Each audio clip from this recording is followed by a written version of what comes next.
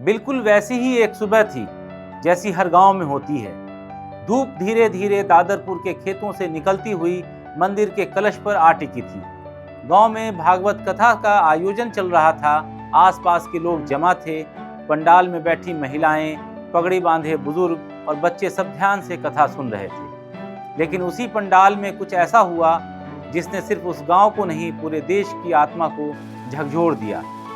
बात भले ही 2 दिन पुरानी है, मगर मुद्दा पुराना नहीं है। कथावाचक मुकुटमणि यादव, जो अपने सहयोगी संत सिंह यादव और श्याम कठोरिया के साथ कथा कहने आए थे, उन्हें न सिर्फ जाति के आधार पर रोका गया, बल्कि बेइज्जत किया गया, पीटा गया, सिर मुंडवाया गया और महिला के पैरों में नाक रगड़कर माफी मंगवाई गई।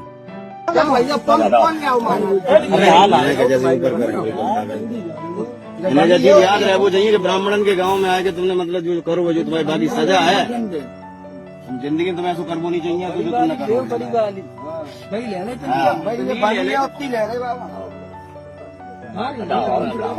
महाराज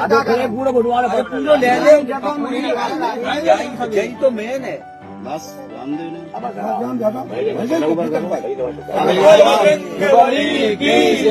उनका जुर्म सिर्फ इतना था कि उन्होंने अपने आप को ब्राह्मण बताया था, जबकि वो यादव जाति से थे। सवाल ये है कि क्या भारत में धर्म की बात कहने, कथा सुनाने, भजन गाने का अधिकार सिर्फ एक जाति को है?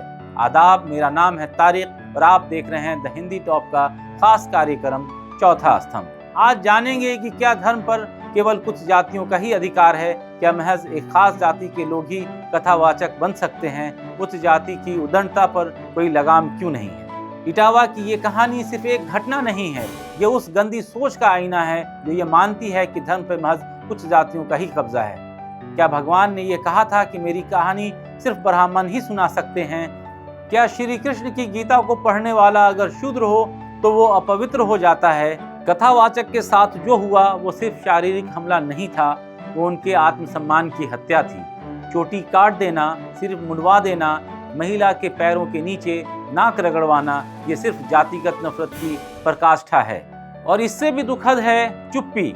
उस गांव में कोई खड़ा नहीं हुआ ये कहने की ये गलत हो रहा है, और देश भी कुछ देर के लिए मौन रहा, क्योंकि ये सब एक यादव के साथ हुआ था। कथावाचक ने आधार कार्ड पर गलत नाम लिखा दिया था, ये भी एक तर्क दिया गया। मान लेते हैं कि उन्होंने अपनी पहचान छिपाई, तो सवाल ये उठता है कि उन्हें ऐसा करने की ज़रूरत क्यों पड़ी?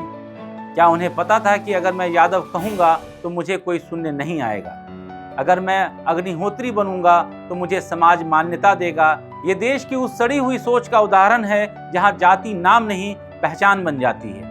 आज जब देश जातीय जनगणना की बात कर रहा है, ओबीसी, एससी, एसटी को हक देने की बात हो रही है, तब एक यादव कथा कहे ये कुछ लोगों के अहंकार को चुभता है।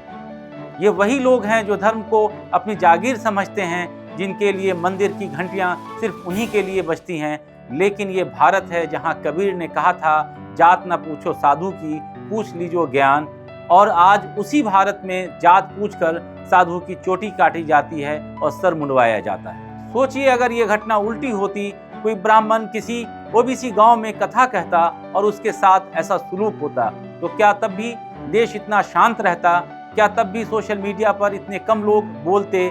क्या तब भी प्रशासन की कार्रवाई इतनी धीमी होती? हकीकत यह है कि भारत में जाति व्यवस्था आज भी ऊपर और नीचे की तराजू पर टिकी है, और इस तराजू में जिसे ऊपर माना गया है वो कानून से ऊपर हो जाता है, और जिसे नीचे माना गया है उसकी इज्जत भी उधार की मानी जाती है। आज जब हम नए भारत की बात करते हैं, डिजिटल इंडिया की बात करते हैं, चंद्रयान पर फख्र करते हैं, तो भी एक गांव में चोटी काटकर जाति पूछी जाती है। ये विडंबना नहीं तो और क्या है? इस पूरे घटनाक्रम के बाद पुलिस ने एफआईआर दर्ज की, कुछ लोगों को गिरफ्तार किया, मगर क्या इससे वो अपमान मिट जाएगा जो मुकुटमणि ने झेला?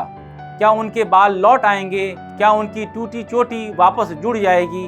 क्या वो महिला जिसके सामने नाक रगड़वाई गई, उसके दिल में भरे दर्द को कोई कानून मिटा सकता है?